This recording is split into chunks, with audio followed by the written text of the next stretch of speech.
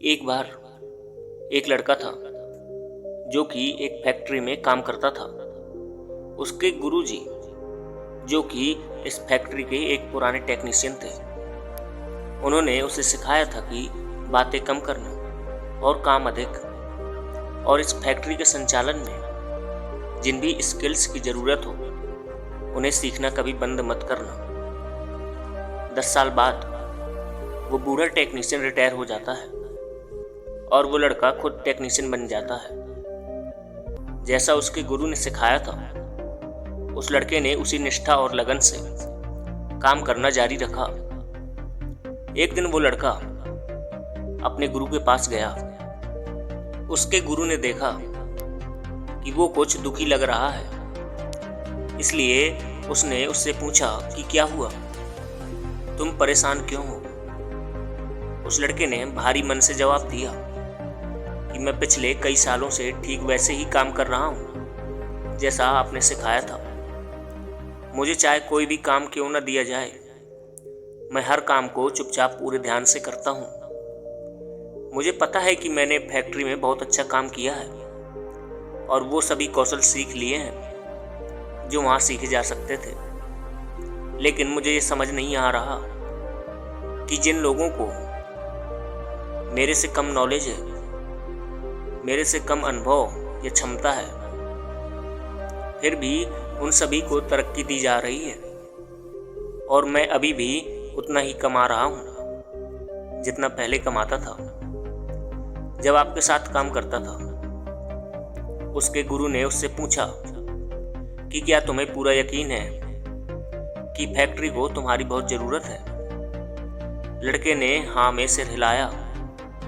यह सुनकर बूढ़ा गुरु कुछ सोचते हुए इधर उधर घूमने लगते हैं। कुछ देर बाद वो लड़के के पास आते हैं और कहते हैं कि तुम कोई भी बहाना बनाकर फैक्ट्री से 1-2 दिन की छुट्टी लो। अब समय है कि तुम काम से थोड़ा ब्रेक लो। लड़का इस फैसले से हैरान था, लेकिन वो जितना इसके बारे में सोच रहा था उसे उतनी ही गुरु की बात समझ में आ रही थी। गुरु ने ऐसा क्यों कहा? उसने अपने गुरु का धन्यवाद किया और जल्दी से जाकर फैक्ट्री में छुट्टी की अर्जी डाल दी। जब वो अगले दिन फैक्ट्री आया तो मैनेजर ने उसे अपने ऑफिस में बुलाया और कहा कि जब तुम फैक्ट्री में नहीं थे तो यहाँ कुछ भी ठीक नहीं चल रहा था। जब वो चला गया तो अन्य लोगों को कई तरह की समस्याओं का सामना करना पड़ा जो आमतौर पर उसके द्वारा संभाली जाती थी और बाकी लोगों को नहीं पता था कि उन्हें कैसे हल किया जाता है। उसके महत्व को समझते हुए मैनेजर ने उसका धन्यवाद करने के लिए उसे सीनियर टेक्नीशियन के पद पर नियुक्त कर दिया ताकि उसका उत्साह बना रहे और वो इसी तरह अच्छा काम करता रहे। लड़का अपने गुरु का बहुत आभारी था। उसने सोचा कि यही तो सफलता का राज है। उस दिन के बाद उसे जब भी ऐसा लगता कि उसे जितना मिलना चाहिए वो उससे अधिक हकदार है, वो 1 दिन की छुट्टी कर लेता और अगले दिन जब वो फैक्ट्री जाता तो जैसा चाहता वैसा हो जाता। ऐसा कई महीनों तक चलता रहा, लेकिन एक दिन जब वो फैक्ट्री आया तो उसे अंदर आने से रोक दिया गया। उसे ये सुनकर झटका लगा कि उसे फैक्ट्री से निकाल दिया गया है। उसे इस बात पर विश्वास नहीं हुआ।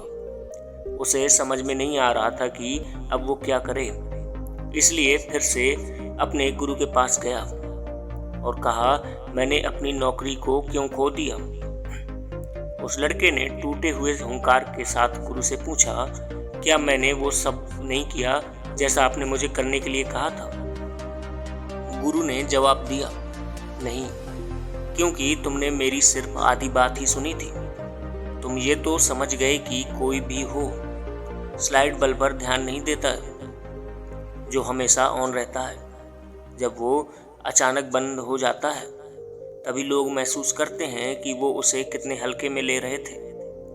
तुम इस सीख को लागू करने के लिए इतने उत्सुक थे कि तुम मेरी दूसरी बात को सुने बिना ही यहाँ से चले गए।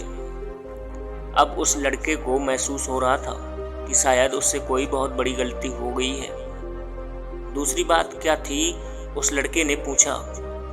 गुरु ने धीरे धीरे उसे समझाते हुए कहा कि दूसरी बात, जो कि पहली से भी ज़्यादा ज़रूरी थी, वो ये कि अगर कोई लाइट का बल्ब बार बार बंद होता रहे तो देर सवेरे उसे ऐसे लाइट बल्ब के साथ बदल दिया जाता है जो ज़्यादा भरोसेमंद हो। कौन ऐसा लाइट बल्ब चाहता है जिस पर रोशनी देने के लिए कोई भरोसा ही ना किया जा सके? क्या आपकी ज़िंदगी में भी कोई ऐसे दोस्त या परिवार के सदस्य हैं जिन्हें आप हल्के में लेते हैं, लेकिन वो हमेशा आपके साथ खड़े होते हैं? क्या हो अगर वो किसी दिन ना रहें? उस दिन का इंतज़ार न करें, इस बात के एहसास के लिए कि वो आपके लिए कितने ज़रूरी हैं। उन्हें आपकी ज़िंदगी में रखने के लिए आज अपने सौभाग्य का धन्यवाद करें और खुद को कभी भी हल्के में न लेने दें, लेकिन साथ ही साथ अपना काम भी पूरी ईमानदारी के साथ करें। दोस्तों, आखिरी तक बने रहने के लिए धन्यवाद। कहानी अच्छी लगे तो प्लीज़ चैनल को सब्सक्राइब और वीडियो को लाइक ज़रूर कर दें।